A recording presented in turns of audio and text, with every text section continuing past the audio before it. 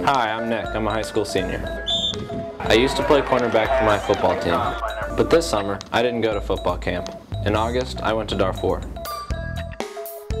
I can still smell the smoke in the camps, taste the food, and hear the blasts of gunfire that erupted around me, one nearby. Some of my friends might think I'm crazy for going, but it was the most important month of my life. On July 21st, I flew into Khartoum, Sudan's capital. It's my first day as Oxfam America's Youth Ambassador. I hope that once I get to Darfur, I can find a way to help. 4 million people there rely on humanitarian aid for things that I used to take for granted, like water. Around a third of the people in Darfur had to leave their homes because of violence. I met my driver and translator, Ahmed, and Oxfam's program coordinator, Saleh. We couldn't travel to Darfur until my paperwork was in order. It worked out fine because the malaria medicine made me tired and panicky, and the lentil soup and shish kebab that I ate played a number on my stomach. All I wanted was some sleep. Hi, it is the 24th of July at 9:08 p.m. Sudanese time. Today was pretty cool. This morning I woke up at about 7 o'clock, which was 13 hours later than 6 o'clock, which is about when I went to sleep.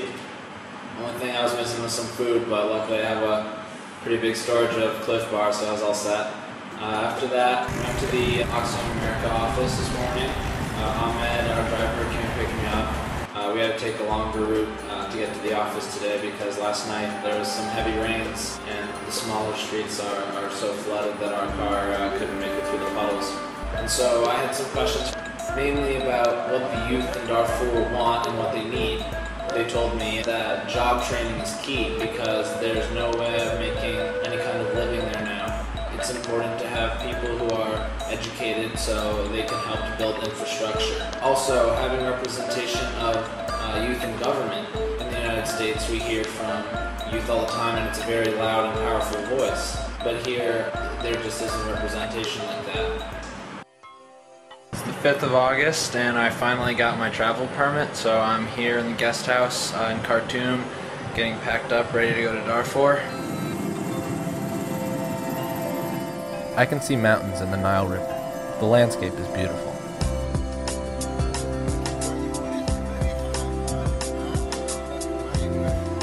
I'm glad to be finally touring the camp because I get a sense of the community. This one is made up of 55,000 people who have been yanked from their homes and villages. They have to make do in their temporary homes. Life is hard for them, but they keep going. It's inspiring and a little humbling at the same time. Hey buddy, how are you? What was he asking for? Oh.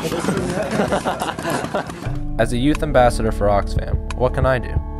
I guess the most important thing is to witness it. I see the kids my age who grow up here, where electricity and hot water are luxuries. There's no place to hang out. They don't have books to read or a safe way to get to school. My translator tells me that the kids need soccer balls and any other sports equipment.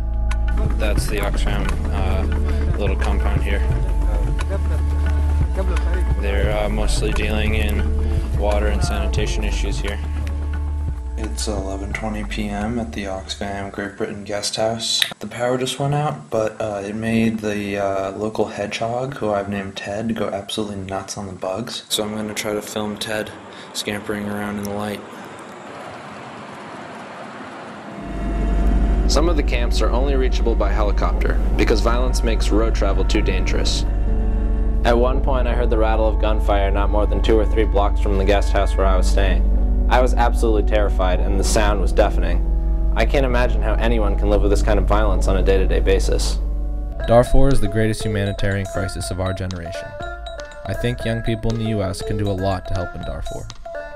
One way is to learn more and support Oxfam America's work in Darfur. Oxfam is there and helping the people of Darfur. Oxfam is providing water, basic materials, and training. They are working hard to advocate for a resolution to the conflict, so that the more than 2 million people living in the camps can finally go safely back to their homes. We can make a difference.